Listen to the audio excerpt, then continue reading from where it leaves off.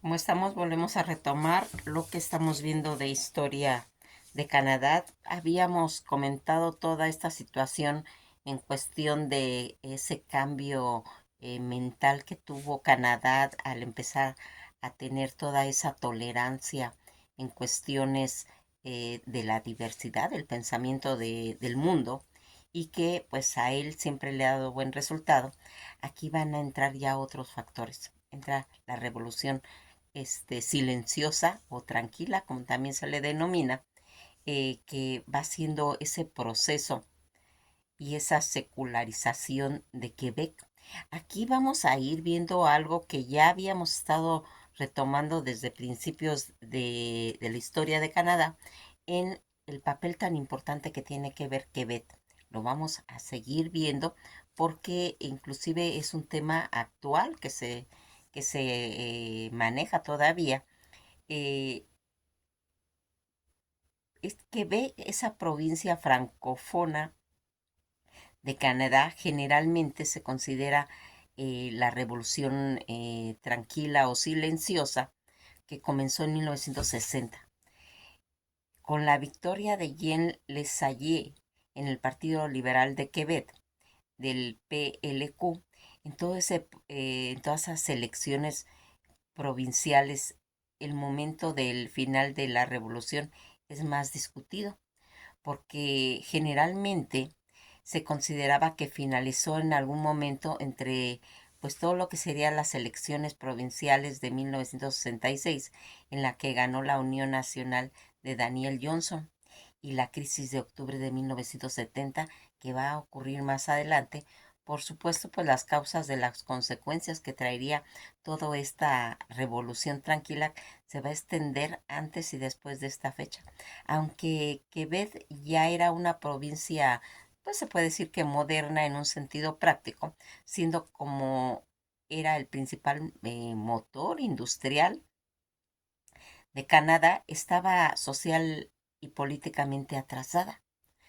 Toda esta comparación con respecto pues a los países del norte de América, la revolución consiguió poner, pues se puede decir, a la sociedad de Quebec en pie de igualdad con el resto de la sociedad norteamericana, impulsando así el desarrollo económico, tanto la cultura de Quebec y en consecuencia pues permitió todo lo que sería ese crecimiento nacionalismo de Quebec que moderno ahora.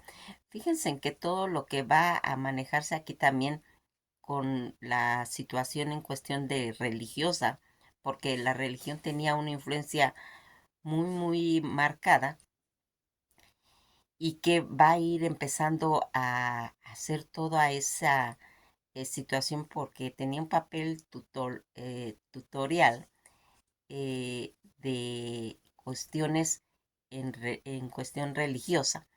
Va a haber un cambio. Aquí van a empezarse a hacer leyes que se van a derrogar.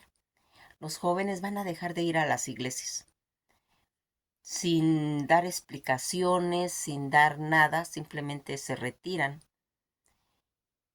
pues como considerándolo como un código de valores, ya no van a ir a la iglesia, pero también no quieren ir a la guerra de Vietnam.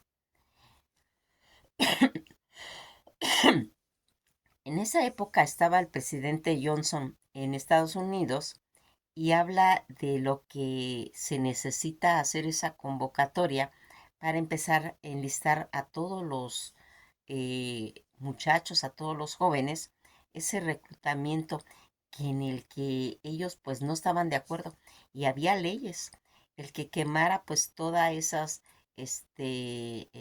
documentos relacionados con la guerra tenía pues una pena de 2 años.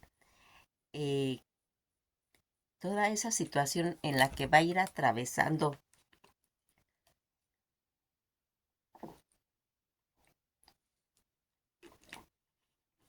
todas las comunas, más de 550 efectivos de Estados Unidos, 4,000 se fueron a Canadá. Aquí no quieren saber ellos nada de guerra, renuncian a la ciudadanía estadounidense y entran a Canadá en las comunas, formando, pues se puede decir, una red en los conceptos que ellos tenían, sus conceptos cósmicos, en cuestión a toda esa plenitud mental que ellos empezaban a manejar. Y aquí se va a hacer el concepto de la llegada de los hippies.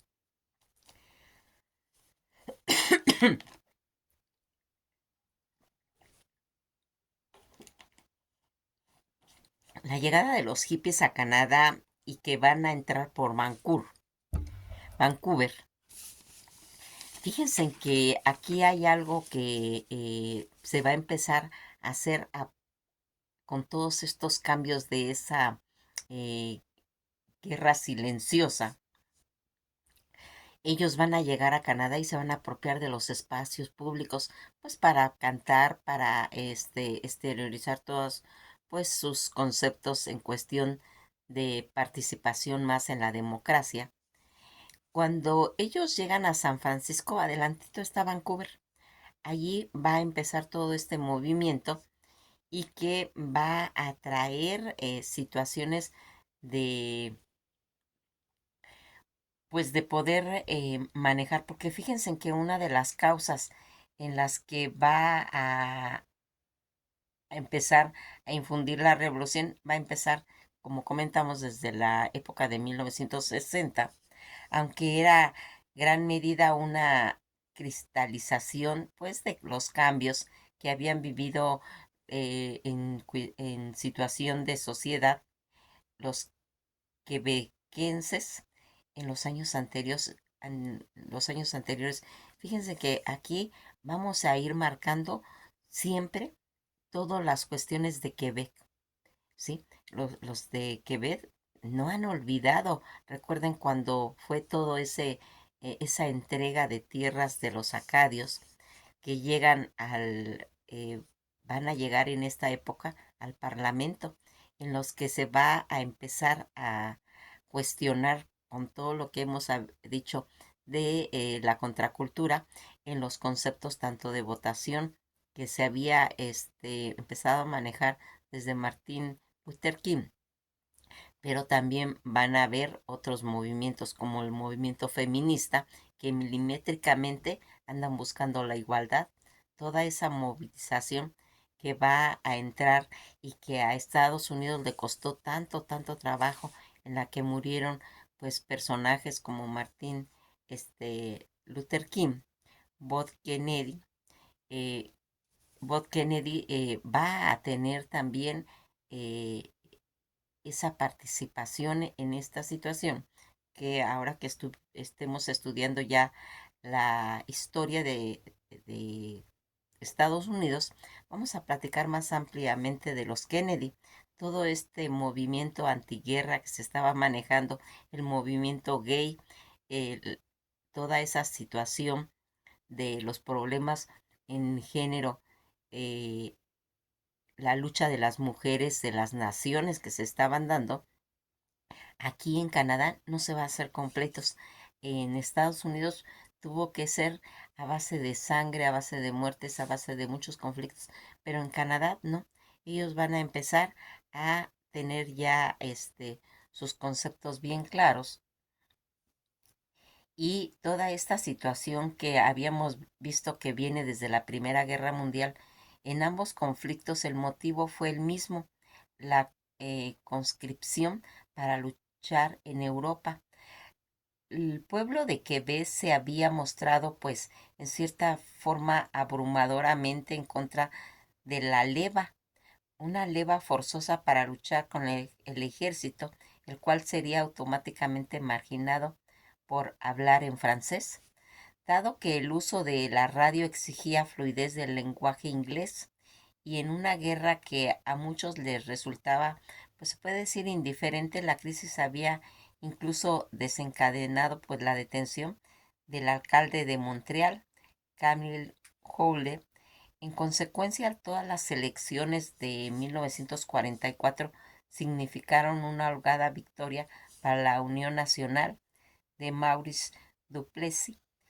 Aquí las situaciones de los gobiernos de Duplessis se caracterizaron por su forma desdén hacia la oposición, un uso indiscriminado de mecanismos de caciques, su ferviente anticomunismo, su represión contra los movimientos pues sindicales y la restricción y el acceso al sistema educativo fueron una de las primeras causas en la que se va a hacer toda esta revolución silenciosa.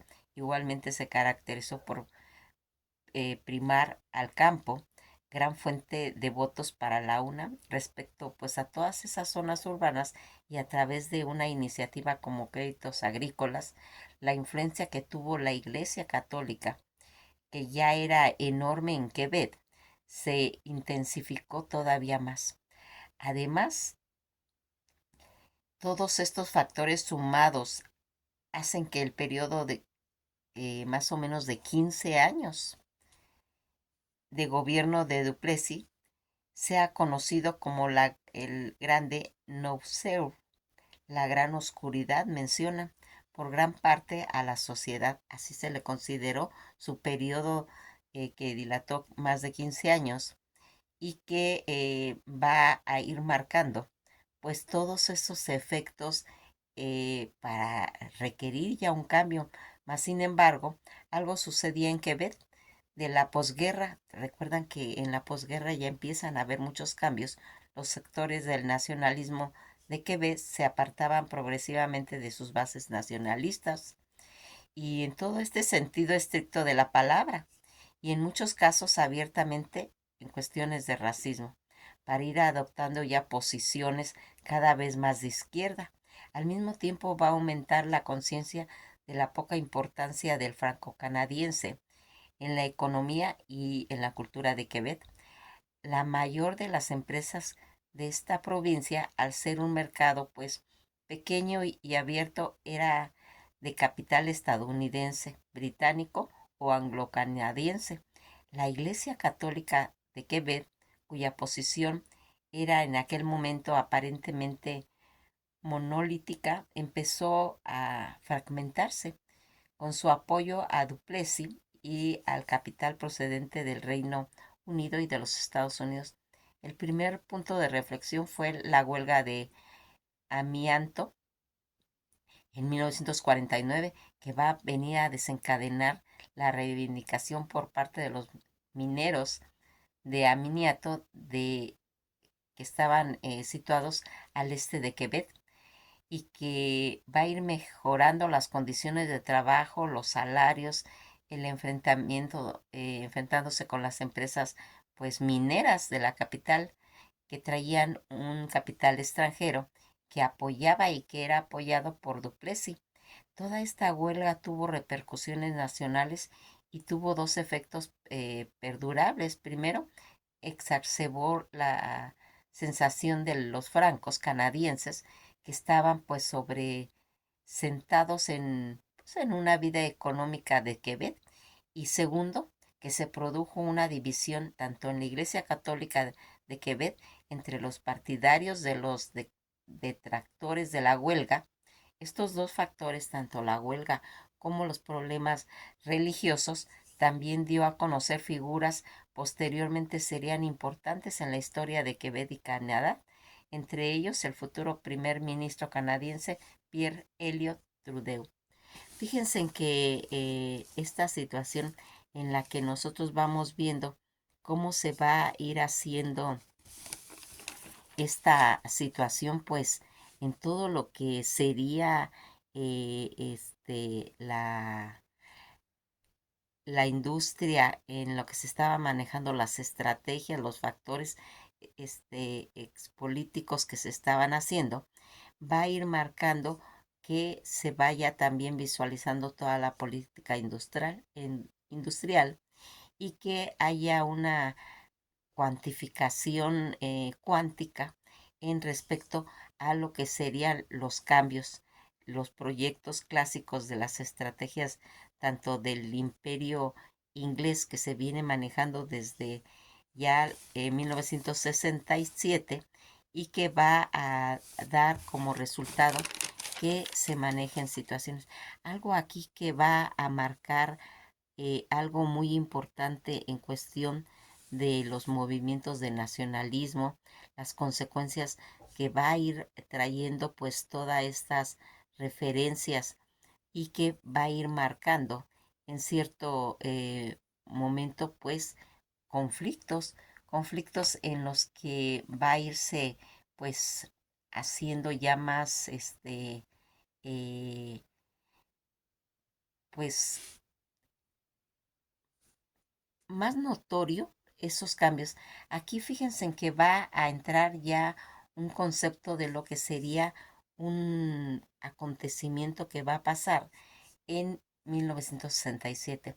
Va a empezar a haber un movimiento que se celebró en Montreal, Canadá, en abril a octubre de 1967, la llamada Expo 67, que fue una feria mundial que va a irse celebrando por el centenario de la Confederación Canadiense y que va a ser uno de los temas más importantes, pues esta Expo 67 fue El hombre y su mundo, basado en el libro de Anthony Saint-Exupéry, el que era El Principito.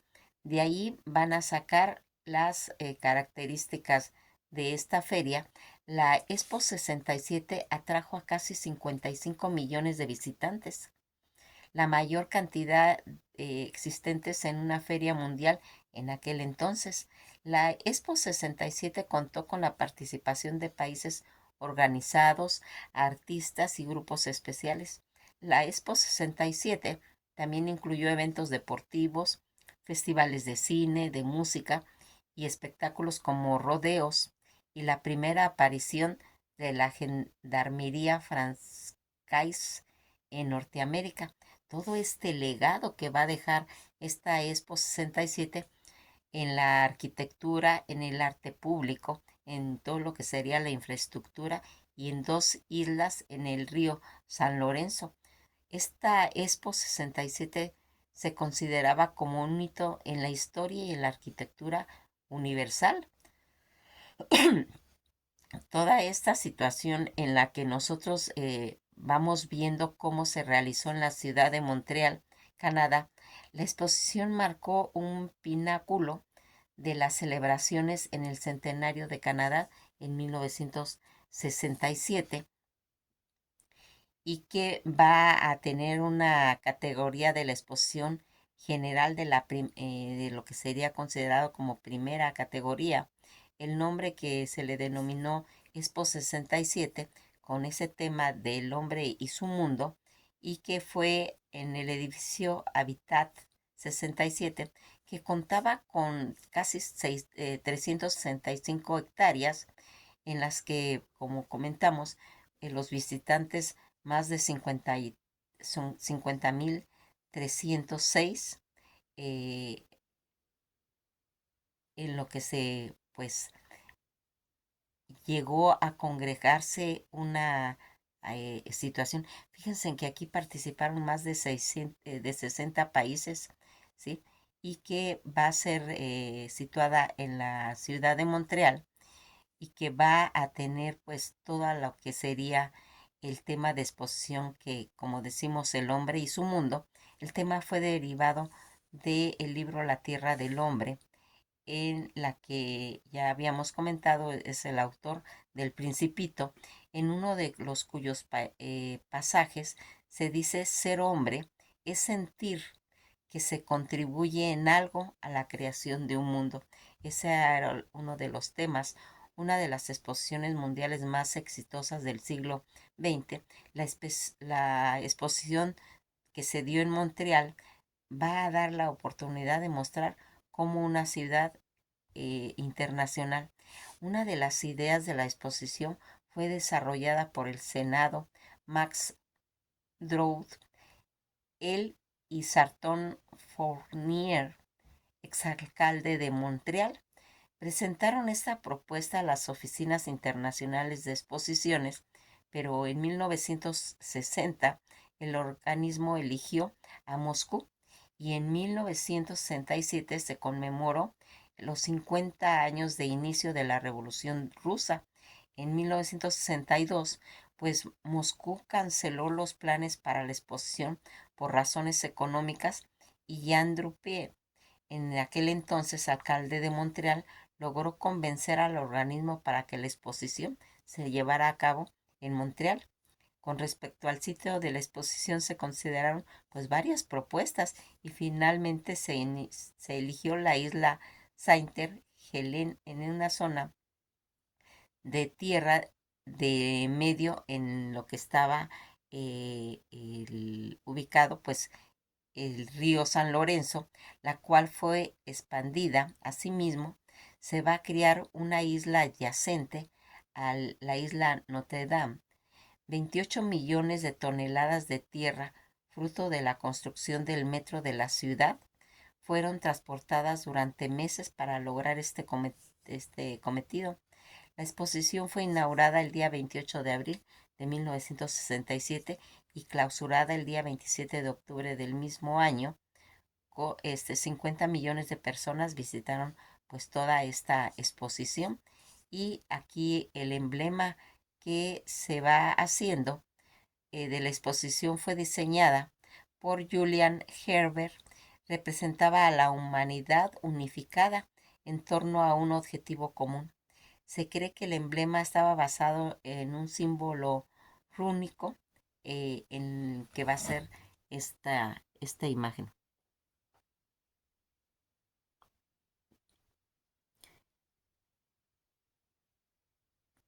Este emblema que como ya vimos está basado en ese símbolo rúnico y que representa a la humanidad unificada.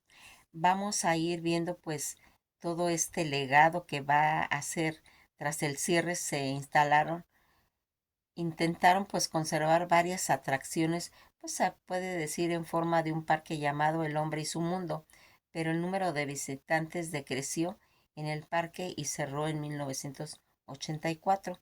En 1975 el área de la isla de Notre Dame fue reconstruida y acondicionada para acoger las pruebas de canotaje de los Juegos Olímpicos de Montreal. En 1976 se le daría ese uso y en la actualidad pocas estructuras de la exposición aún están de pie. Entre ellas está el pabellón de Estados Unidos, que en la actualidad es Biosphere, en el pabellón de Francia y Quebec, convertido en un casino de Montreal. Y asimismo todo este recinto se ha ido convirtiendo en el Parque Jean Drupier, dentro de las cuales está pues un circuito Gilles Villeneuve que cede al Gran Premio de Canadá de la Fórmula.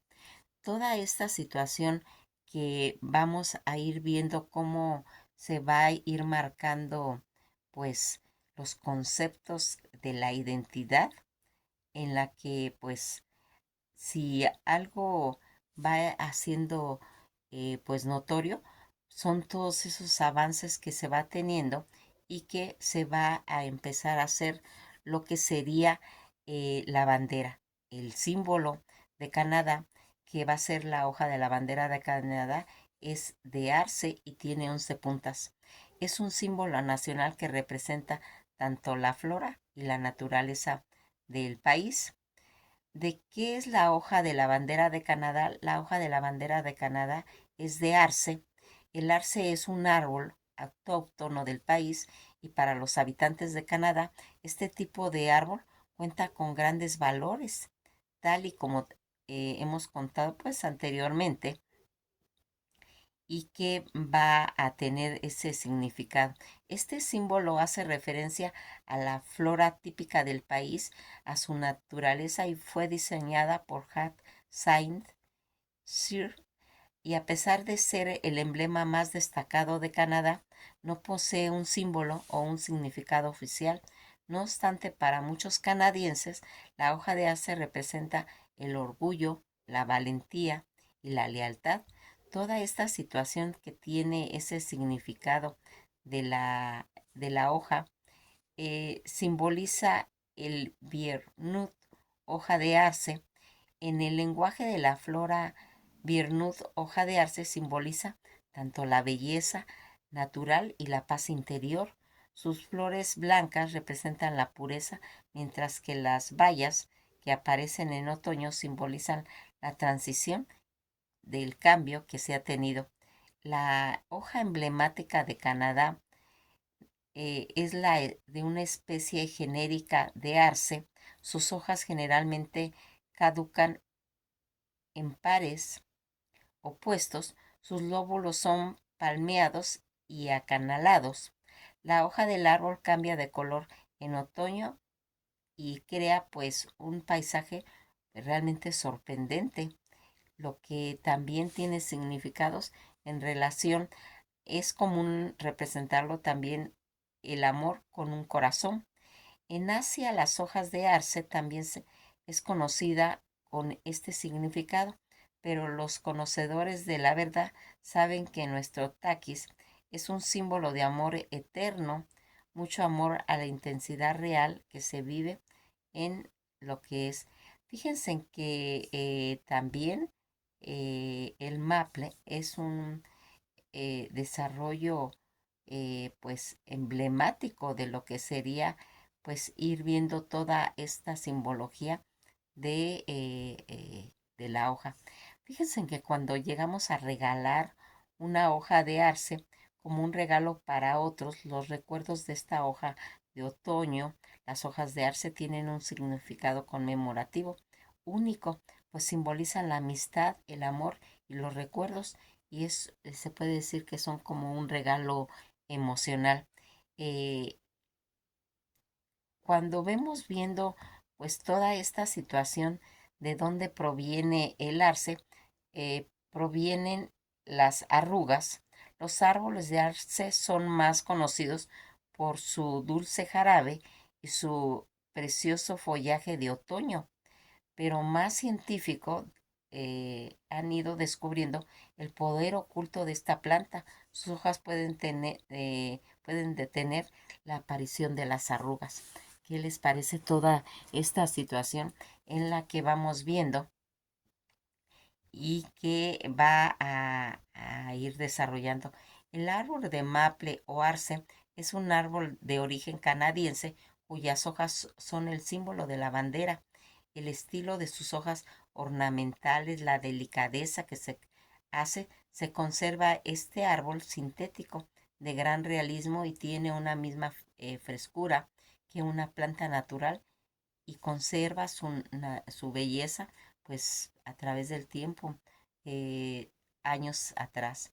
Fíjense en que va a ir haciendo que nosotros vayamos viendo eh, el precio actual de cómo han ido cambiando las negociaciones en respecto a lo que va marcando su identidad, su simbología, su nacionalismo.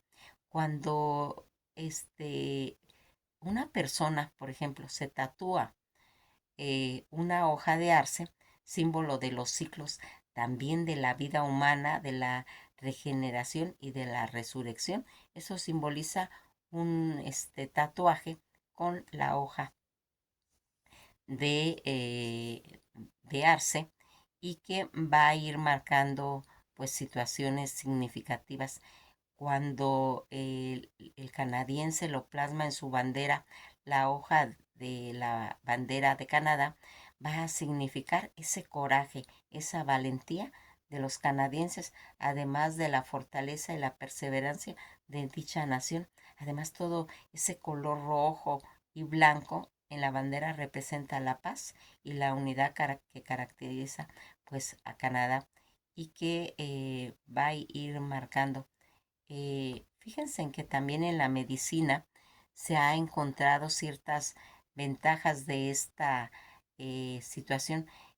Cuando nosotros comemos la miel de maple, es una rica eh, sustancia y es rica en vitaminas, minerales, antioxidantes que son esenciales para combatir radicalmente radicales libres dañinos y para mantener al 100 las funciones de nuestro cuerpo. Además tiene propiedades antiinflamatorias, ayuda a prevenir enfermedades como el cáncer, el Alzheimer, la diabetes y la osteoporosis. Toda esta situación son los beneficios de esta hoja. Pues nos vamos a quedar hasta aquí. Vamos a seguir después comentando lo que está relacionado con la historia de Canadá. Que pasen un día muy agradable y nos veremos en el próximo video.